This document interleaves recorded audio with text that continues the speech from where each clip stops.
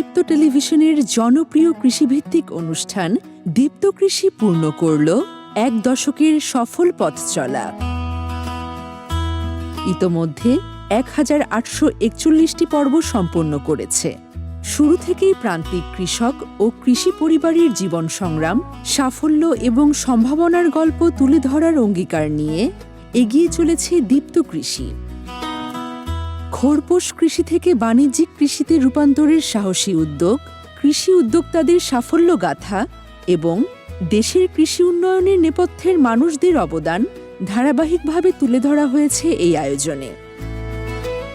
জলবায়ু পরিবর্তন, করোনা মহামারী সহ নানা প্রতিকূলতা অতিক্রম করে বাংলাদেশের কৃষি যে বিশ্বমঞ্চে গুরুত্বপূর্ণ অবস্থান তৈরি করেছে, তার পেছনের গবেষক, উদ্যোক্তা, কৃষক ও প্রতিষ্ঠানগুলোর কাজও স্থান পেয়েছে অনুষ্ঠানে।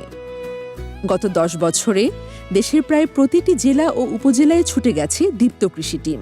প্রত্যন্ত গ্রামের অজানা কৃষি উদ্যোগ, উদ্ভাবনী চর্চা এবং সফলতার গল্প তুলে এনে বহু মানুষকে কৃষিকাজে অনুপ্রাণিত করেছে অনুষ্ঠানটি।